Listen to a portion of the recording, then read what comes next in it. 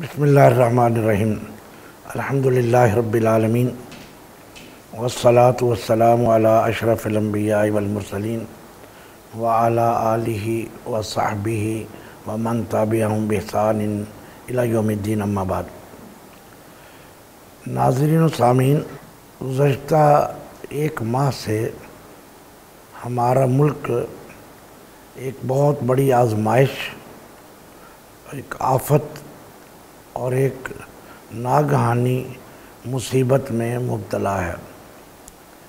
یہ ناگہانی میں نے ویسے ہی کہہ دیا ہے، ورنہ سائنسدان پچھلے کئی سالوں سے پاکستانی گورنمنٹ کو یہ وارن کر رہے تھے کہ آپ کے ہاں کلائمیٹ چینج آ رہی ہے اور اس کے لیے آپ کو تیاریاں کرنی چاہیے۔ آپ کے جو مختلف علاقے ہیں وہاں کا موسم تبدیل ہو رہا ہے، ناگہانی بارشیں، غیر متوقع سیلاب آ سکتے ہیں۔ یہ ان کی وارننگ پچھلے سالوں میں پڑھی اور دیکھی جا سکتی ہے۔ خیر، یہ تو ایک جملہ معترضہ ہے، حکومتوں کو چاہیے کہ ان چیزوں کے بارے میں غور کریں۔ ویسے دنیا کے وہ ممالک جن میں ایسی مصیبتیں اور آفتیں اور آزمائشیں آتی ہیں، وہ ایک لمبی اور مضبوط اور دور رس پلاننگ کرتے ہیں۔ میں آپ کو مثال جاپان کی دے دیتا ہوں۔ جاپان میں بہت زلزلے آتے ہیں۔ انہوں نے 8 درجے تک زلزلے کے بندوبست کر رکھے ہیں، اور اگر آپ ٹی وی اور سوشل میڈیا کو دیکھیں، امریکہ میں پاکستان سے بڑے طوفان اور پاکستان سے بڑے سیلاب آئے ہیں، بلکہ سونامی کا تو آپ نے تذکرہ سنا ہوگا۔ یہ ساری چیزیں دنیا کے دیگر ممالک میں بھی آتی ہیں، مگر ہمارے ہاں اس کو سنجیدگی سے نہیں لیا جاتا۔ عارضی یا پنجابی میں کہتے ہیں ڈنگ ٹپاؤ پالیسی کے تحت کام کیا جاتا ہے۔ اور پھر ہم نے سول ڈیفنس کا ایک محکمہ قائم کیا ہوا ہے، موجود ہے، اس کا چیف ایک موجود ہوتا ہے، اس کے کارکن موجود ہیں جو ہمارے رجسٹروں میں درج ہیں، مگر آپ کبھی دیکھیں کہ سول ڈیفنس ہمیں کہیں نظر آیا ہو۔ اسی طرح ہمارے ہاں جاں باز فورس تھی، یہ پرائیویٹ سول فورسز تھی، گورنمنٹ نے بنائی تھی، البدر فورس تھی، مگر کبھی بھی ناگہانی مصیبتوں میں ان کا حقیقی کردار ہمارے سامنے نہیں آ سکا۔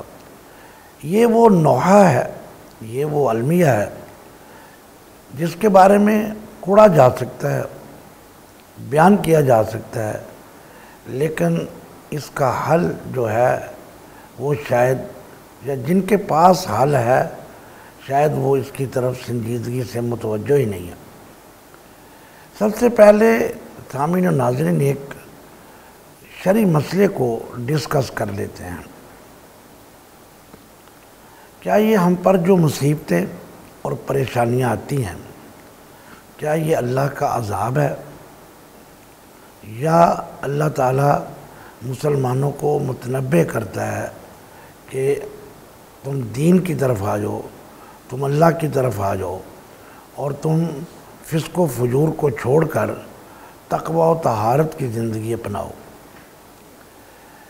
اس کے بارے میں کوئی ایسا ہمارے پاس کلیہ اور قاعدہ تو نہیں ہے جس سے ناپا جا سکے، بیان کیا جا سکے کہ یہ عذاب کی کوئی قسم ہے یا آزمائش ہے۔ اگر ہم اس کو کہہ دیں کہ یہ عذاب ہے، پھر ایک بڑا مسئلہ بن جاتا ہے کہ ایک بہت بڑا قحط عام الرمادہ جس کو بولتے ہیں، حضرت عمر فاروق کے زمانے میں بھی آئے۔ طاعون جو ہے وہ بھی حضرت عمر فاروق رضی اللہ تعالیٰ، طاعون مواس بہت مشہور ہے، اور قحط بھی آئے۔ تو علماء نے جو اس سے مسئلہ اخذ کیا ہے وہ کچھ اس طرح ہے۔ پہلی بات تو ایک یاد رکھیں، اللہ تعالیٰ نے قرآن پاک میں جو پرانی بستیاں ہیں جب ان کے اوپر عذاب کا تذکرہ کیا تو ایک جگہ اللہ تعالیٰ فرماتے ہیں وَحَرَامٌ عَلَىٰ قَرْيَةٍ أَهْلَكْنَاهَا أَنَّهُمْ لَا يَرْجِعُونَ، کہ ناممکن ہے، حرام کا ترجمہ عام طور پہ ناممکن کیا گیا ہے،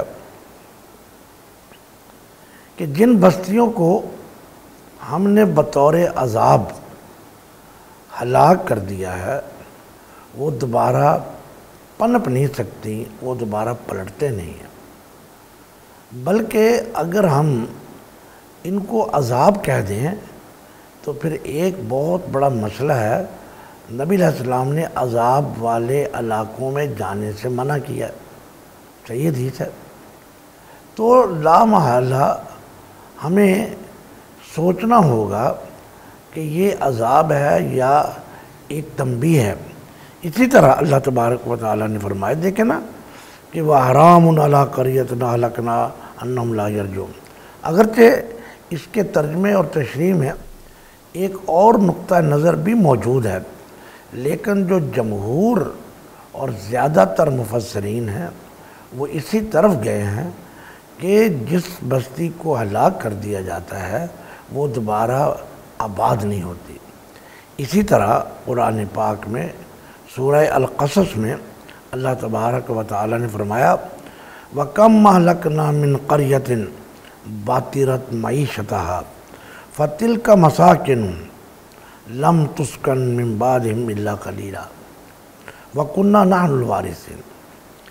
یہ کتنی بستیاں ایسی ہیں، کتنی قومیں ایسی ہیں کہ جنہوں نے فخر کیا، تکبر کیا اپنی معیشت پر، اب ان کے کھنڈرات پڑے ہوئے ہیں۔ اللہ تعالیٰ فرماتے ہیں لم تسکن من بعدہم، پھر ان کے کھنڈرات میں کبھی رہائش نہیں اختیار کی گئی، یہ آباد نہیں ہوئے، الا قلیلا، ہاں کوئی راہ گزرتا ہوا چند لمحے کے لیے یہاں سے گزر جائے۔ بلکہ ایک مسئلہ جو حج کے دوران پیش آتا ہے، نبی علیہ السلام جب حج میں عرفات سے واپس پلٹے اور مزدلفہ میں آپ نے رات بسر کی، تو مزدلفہ سے جب مینا کی طرف آتے ہیں راستے میں ایک وادی ہے۔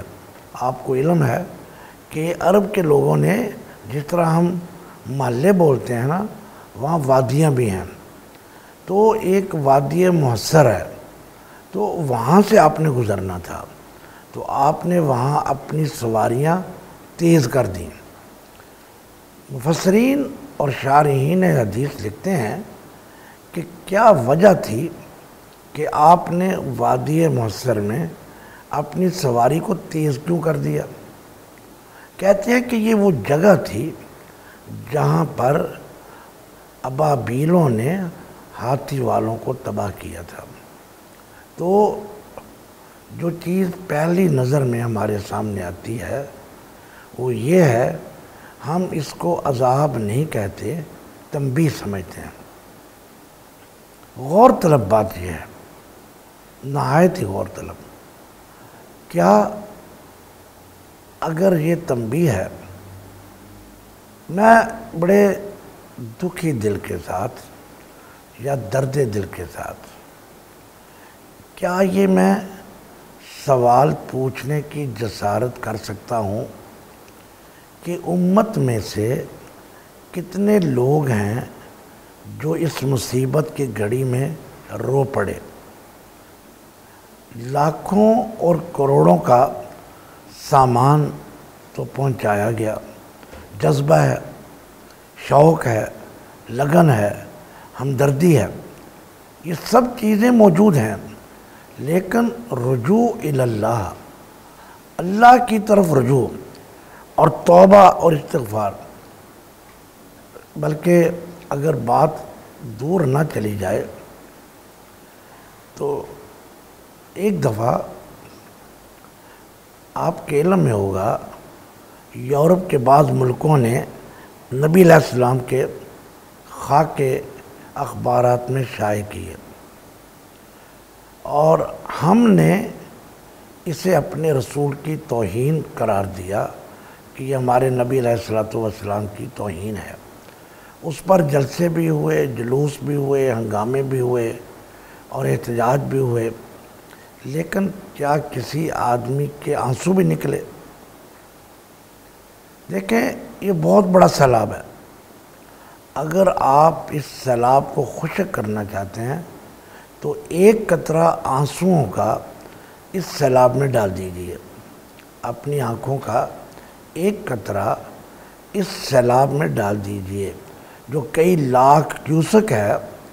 ایک تو وہ پانی مبارک ہو جائے گا، کیونکہ جہنم کی دہکتی ہوئی آگ اگر ایک آنسوں کے ایک قطرے سے ٹھنڈی ہو سکتی ہے، میں یہ سمجھتا ہوں آنسوں کا ایک قطرہ انشاءاللہ اس پانی کو بھی جذب کر لے گا۔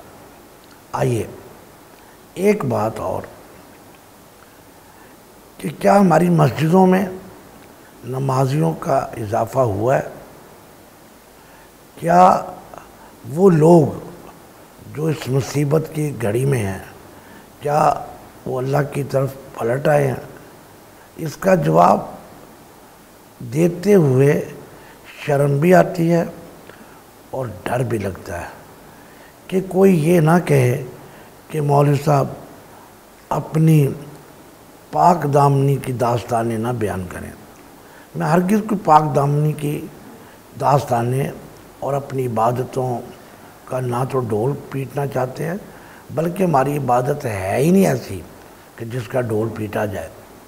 لیکن ایک بات تو مجھے کہنے دیں کہ کیا قوم واقعتاً اللہ کی طرف رجوع کیا؟ کیا ان علاقوں میں چوری چکاری ختم ہو گئی ہے؟ کیا وہ لوگ جو ان کی مدد کے لیے ٹرک اور دیگر سواریوں پہ سامان لے کے جا رہے ہیں، وہ لوٹے نہیں جا رہے؟ سامعین و ناظرین، یہ وہ لمحہ فکریہ ہے جو ضرورت ہے۔ میں اس چینل کے اوپر تو بات کر لوں گا، چند ہزار لوگ سن لیں گے، لیکن اصل بات یہ ہے کہ ایک جگہ ہے جہاں 6 کروڑ بچے پڑھ رہے ہیں، سکولوں، کالجوں، یونیورسٹیوں میں۔ بچوں کو یہ پیغام پہنچانا چاہیے، ان کے دلوں میں، ان کے دماغوں میں یہ چیز ڈالنی چاہیے کہ قومیں اس طرح ترقی نہیں کرتی، قوموں کی بقا اس طرح نہیں ہوتی۔ اللہ تبارک و تعالیٰ سے میں دعا کرتا ہوں کہ اللہ تعالیٰ ہماری اس امت کو، وہ جہاں بھی ہے جس ملک میں ہے، اور خصوصاً ملک پاکستان جو ہمارا مادر ملک ہے اور ہماری پیدائش جہاں ہوئی ہے، ہمارے آباء و اجداد جہاں مدفون ہیں، ہمارے زندگی کے مفادات یہاں وابستہ ہیں، تو کیا ہم اس ملک کے ساتھ مخلص ہیں؟ اگر مخلص ہیں تو پھر وہ تمام چیزیں، وہ تمام عادتیں ہمیں ترک کرنی ہوں گی، اور اگر ہم اسلام کے قوانین پر عمل نہیں کر سکتے تو کم از کم جو دنیا کے بین الاقوامی قوانین ہیں ان کو تو کم از کم ہم اپنے اوپر نافذ کر لیں۔ اللہ تبارک و تعالیٰ سے دعا ہے کہ اللہ تعالیٰ ہمیں سمجھ دے، اس قوم کو شعور دے، اور ہم سمجھیں کہ ہماری ذمہ داریاں کیا ہیں۔ وآخر دعوانا ان الحمدللہ رب العالمین۔